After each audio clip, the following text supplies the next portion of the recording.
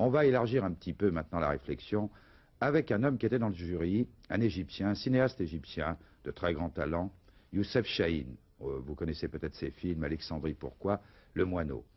Et Chahine analyse un petit peu, suite à une de mes questions, quelle est véritablement la représentation des pays en voie de développement, ou si vous préférez du tiers-monde, dans cette compétition internationale du cinéma.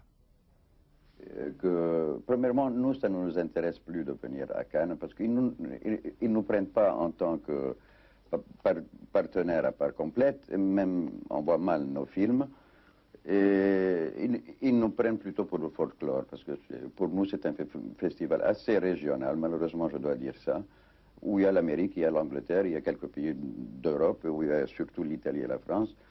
Et nous sommes là pour qu'ils mettent quelques drapeaux en plus, ça fait un peu plus de couleur, ça fait plus international. Je ne crois pas qu'on nous a donné, premièrement je refuse le mot tiers-monde, excusez-moi, je ne l'accepte pas parce que je trouve que c'est de ce côté où il y a le tiers-monde. Comment le qualifier alors? Comment qualifier l'ensemble de ces pays absents? L'autre. Nous sommes l'autre aussi, oui. Nous existons autant qu'eux parce que ça dépend. Sur quoi vous dites qu'un monde est premier ou troisième? Si c'est du point de vue civilisation, c'est l'Europe qui est un peu en arrière, mais si c'est du côté technologique, certainement que l'Europe passe avant. Et venir là une fois après l'autre, juste pour être montré du doigt, nous sommes le folklore, ça on le refuse, parce que le cinéma et arabe et africain commence à avoir des choses excessivement importantes. Mais vous ne pensez pas, Youssef Chahine, que c'est finalement très grave cette absence? Parce qu'on parle, sur le plan économique et sur le plan politique, du dialogue Nord-Sud. Est-ce que vous ne pensez pas qu'on pourrait aussi parler du dialogue Nord-Sud sur la communication, sur l'image, qui peut expliquer les problèmes d'un peuple? Mais ça, c'est la chose la plus importante, d'après moi, et je croyais qu'une des fonctions du festival, c'était de faire ça. Je donne toujours l'exemple, même dans l'intérêt du monde occidental, quand ils envoient un Français envoie son fils ou un Américain envoie son fils chez nous dans le tiers-monde, dans une force multinationale ou n'importe quoi, il risque que le garçon soit tué ou n'importe quoi. Il ne veut même pas savoir quelle est la topographie de ce pays où il envoie son fils. Ça, c'est la communication mineure, savoir nos têtes sont comment, les pays sont comment. Imaginez-vous quel genre de dialogue on n'a pas, mais ça vient plutôt de vous à nous. Nous, on connaît assez bien l'Europe, mais de vous à nous, il n'y a certainement pas assez de communication. Il n'y a pas l'intérêt, c'est ça ce qui est grave.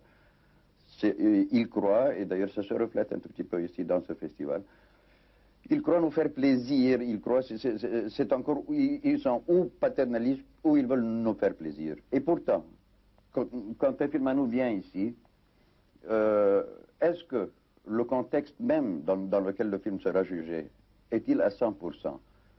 Le jury est fait comment? La sélection est faite comment? Qui est là? Moi je venais, quand vous dites le fils du Nil, bon, alors ça, il y avait presque 34 ans. Et chaque 2-3 ans, je viens, je dis, ben, cette fois-ci, ça sera un peu mieux.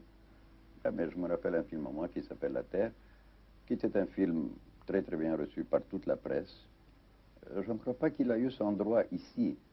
Et la présentation, et qui était dans le jury? Il y avait un jury parce qu'il se croyait être plus pro-israélien s'il voyait le film à travers ses chaussures. Il a mis ses pieds sur la chaise devant et c'était le président du jury. Alors, si on n'a pas ce sentiment d'universalité, on ne peut pas être sur le jury. Un jury, c'est difficile. Il faut des êtres humains qui sont un peu plus grands que le problème, qu'il soit petit ou très gros, mais le problème qui existe, le problème existentiel d'une certaine période de temps ne doit pas influencer ce membre du jury. C'est un poste très très grave. Alors nous venir avec des gens qui n'ont absolument aucune référence. Même quand on aime un film à moi, on dit « Ah, je crois qu'il ressemble ou à Bob Fosse ou à Fellini ou je ne sais pas quoi. » Ok, certainement tout le monde a influencé tout le monde. Mais ça ne veut pas dire que peut-être que nous aussi on n'a pas influencé ou on n'aurait pas influencé s'ils voyaient au moins notre produit. Est-ce que vous avez le sentiment, Youssef Chahine, que l'autre monde, dont l'Égypte fait partie, est un peu colonisé par le cinéma occidental et plus particulièrement par le cinéma américain. Sans le moindre doute, prenez les chiffres même, vous voyez combien de cinémas appartiennent même, ou appartenaient, ou ils sont encore sous l'influence des grosses boîtes américaines, même au Caire même. Et vous allez savoir, le chiffre même va vous dire, bien que le Caire soit la capitale du cinéma arabe, on a parfois des difficultés terribles. Alors il faut faire des lois pour les limiter. Ça les limite un tout petit peu, mais ils ont un produit tellement nombreux, les films. Et ils ont une certaine mentalité. Nous avons envie de faire des films qui apportent quelque chose au spectateur, à mon spectateur. Là, c'est juste le spectacle, le entertainment à la base. Alors parfois, même, ils sont plus forts que nous dans ça. Dans vos films, vous avez toujours su très bien faire parler le peuple égyptien dont vous êtes très proche et très à l'écoute. Moi, ce que je voudrais savoir, quel intérêt peut trouver un Fela du Nil, je ne sais pas, en voyant un James Bond? Parce qu'on lui a appris, ça devient une habitude mentale. Quand il se met devant la télévision est devenue beaucoup plus grave maintenant, parce qu'elle rentre chez lui, dans le petit village. On lui a dit que la télévision, c'est simplement pour se détendre et pour entendre le speech, certainement, de qui est là, toujours un speech de quelqu'un d'important qui parle à la télévision. Enfin, c'est l'enfant gâté de tous les pouvoirs, la télévision. Alors, eux sont certains d'avoir toutes les heures qu'ils veulent, et puis, pour ce qu'eux veulent dire, et puis le reste, qu'on le remplisse comme ça avec n'importe quoi. Nous sommes le n'importe quoi, malheureusement. Presque dans le monde entier, nous sommes le n'importe quoi et qui refuse la plus grave au monde. Alors, ce n'est pas un problème seulement de chez nous. Il est un peu aussi dans le monde occidental, et parce que par-dessus le marché, encore à part qu'ils disent ce qu'ils veulent dire, ils mettent la publicité qu'ils veulent, et puis le n'importe quoi qui est nous. Et nous sommes les gens les plus mal payés du monde. Toutes les télévisions, au lieu, par exemple, toutes les télévisions du monde. Comment ça se fait? Ce moyen de communication absolument extraordinaire, qui est le grand moyen du XXe siècle, ben, on ne présente pas un film étranger par mois. Un! Et puis quand ils le présentent, ils veulent l'acheter pour rien, parce que, ah bon, c'est un film. Non, je ne suis pas en train de remplir du temps, je suis en train de communiquer avec toi. Si tu communiques mieux avec moi, tu vas savoir qu'est-ce qui se passe dans ce monde. Il y a encore des gens qui mettent des gens devant le canon de leur fusil. Il y a quelque chose qui ne va pas du tout dans ce monde. Du tout. Et ben, un des plus grands moyens de communication pour savoir qu'est-ce qui ne va pas, on ne l'emploie pas. Ou on l'emploie très très mal. Est-ce que vous ne pensez pas qu'il y a une responsabilité? Je prends un exemple très précis, par exemple le monde arabe.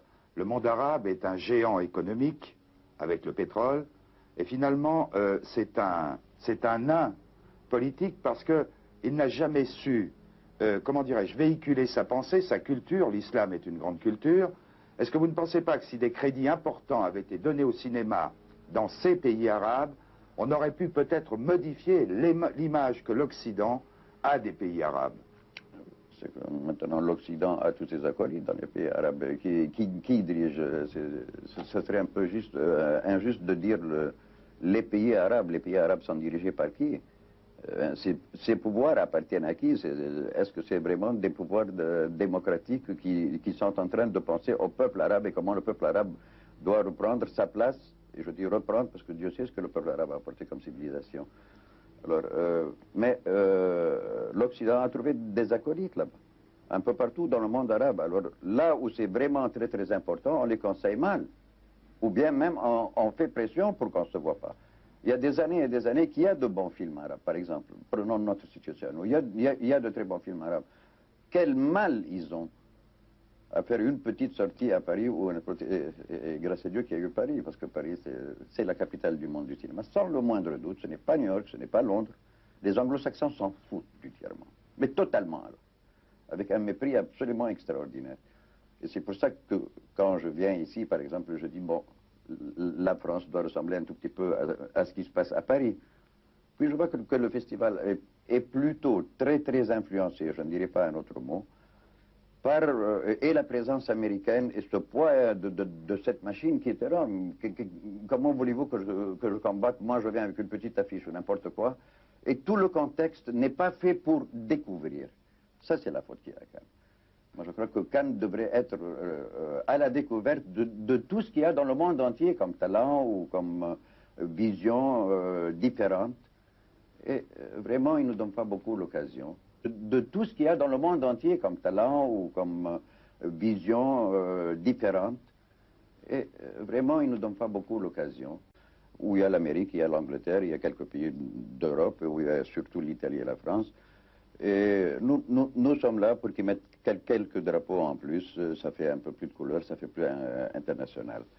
Je ne crois pas qu'on nous a donné. On va élargir un petit peu maintenant la réflexion avec un homme qui était dans le jury, un Égyptien, un cinéaste égyptien de très grand talent, Youssef Chahine. Vous connaissez peut-être ses films, Alexandrie pourquoi, Le Moineau. Et Chahine analyse un petit peu, suite à une de mes questions, quelle est véritablement la représentation des pays en voie de développement, ou si vous préférez du tiers-monde, dans cette compétition internationale du cinéma. Premièrement, nous, ça ne nous intéresse plus de venir à Cannes parce qu'ils ne nous prennent pas en tant que partenaires à part complète, et même on voit mal nos films.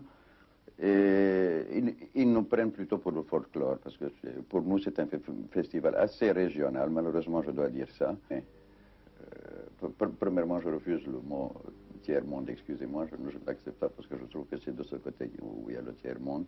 Comment le qualifier alors? Comment qualifier l'ensemble de ces pays absents, l'autre?